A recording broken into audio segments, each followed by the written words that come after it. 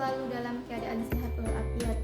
Nah, pada video kali ini Ibu akan menjelaskan mengenai materi siklus hidup atau daur hidup makhluk hidup. Nah, pada pembelajaran sebelumnya kita telah belajar mengenai ciri-ciri makhluk hidup. Nah, masih ingat kan?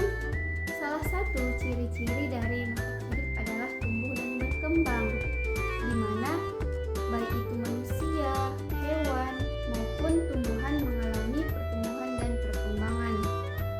Coba Ananda semuanya perhatikan gambar di samping ini.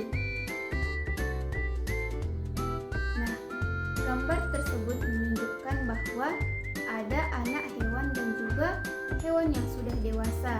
Artinya, hewan tersebut mengalami pertumbuhan dan perkembangan. Ada tahapan yang harus dilalui oleh hewan dari anak hewan menjadi hewan dewasa. Semua makhluk hidup mengalami pertumbuhan dan perkembangan. Hewan, tumbuhan, dan juga manusia memiliki tahapan pertumbuhan dan perkembangan dalam kehidupannya. Nah, tahapan-tahapan yang dilalui oleh hewan maupun makhluk hidup lainnya dalam kehidupannya disebut daur hidup atau siklus hidup makhluk hidup. Nah, hewan yang mengalami perubahan bentuk dalam setiap siklusnya dinamakan mengalami metamorfosis, dan hewan yang tidak mempunyai atau mengalami perubahan bentuk dalam setiap siklusnya dinamakan tidak mengalami metamorfosis. Metamorfosis ini dibagi juga ke dalam dua, yaitu metamorfosis sempurna dan metamorfosis tidak sempurna. Di mana metamorfosis sempurna itu merupakan tahapan perubahan bentuk yang dialami hewan dalam setiap siklusnya. Sedangkan metamorfosis tidak sempurna itu ialah metamorfosis ataupun perubahan bentuk yang dialami oleh hewan hanya dalam beberapa tahap saja. Tidak semua tahapan itu mempunyai perubahan.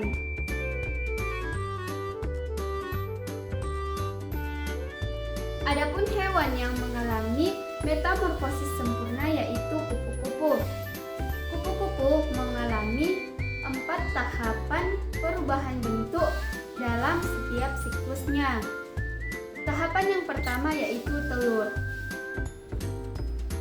Kupu-kupu dewasa akan meletakkan telurnya pada bagian daun, batang maupun akar tumbuhan. Nah, setelah beberapa hari, sekitar 3-5 hari, telur itu akan menetas menjadi ulat. Nah, tahapan yang kedua yaitu ulat atau larva. Ulat ini akan memakan daun sebanyak-banyaknya. Kemudian setelah itu tahapan yang ketiga yaitu ulat akan berubah menjadi kepompong, di mana kepompong ini akan berada di dalam sebuah kantung yang terbuat dari lapisan benang selama 20 hari. Nah, tujuan dari si ulat tadi makan banyak yaitu karena si ulat akan berada di dalam sebuah kantung atau kepompong selama 20 hari. Nah, selama di dalam kepompong, ulat ini akan berubah menjadi sebuah atau seekor kupu-kupu. Nah, setelah 20 hari atau sekitar 20 hari, kepompong ini akan berubah menjadi seekor kupu-kupu yang cantik. Nah, adapun 4 tahapan dari siklus hidup atau metamorfosis dari kupu-kupu yaitu telur, ulat atau larva, kepompong atau pupa, dan menjadi kupu-kupu dewasa. Selanjutnya adalah hewan yang mengalami metamorfosis tidak sempurna. Adapun contoh hewan yang mengalami metamorfosis tidak sempurna yaitu belalang, di mana belalang akan bertelur. Telur belalang sangat banyak, mulai dari 10 butir sampai dengan 300 butir. Nah, telur ini akan diletakkan sembarangan oleh induknya, baik itu di tanah, di akar, di daun, maupun di batang tumbuhan.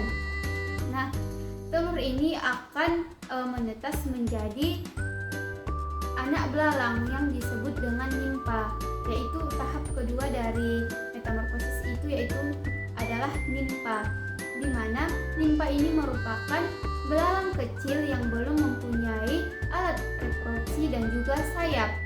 Nah, lama-kelamaan nimpa ini atau belalang kecil ini akan berubah menjadi belalang dewasa, di mana belalang dewasa ini akan mempunyai sayap dan juga organ reproduksi, dan ukurannya juga akan bertambah besar.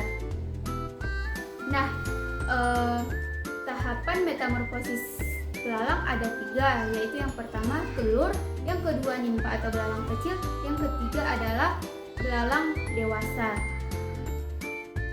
Sekian penjelasan Ibu mengenai hewan yang mengalami metamorfosis sempurna dan tidak sempurna. Sebenarnya masih banyak lagi hewan yang mengalami metamorfosis sempurna, diantaranya lebah, nyamuk, dan juga kumbang.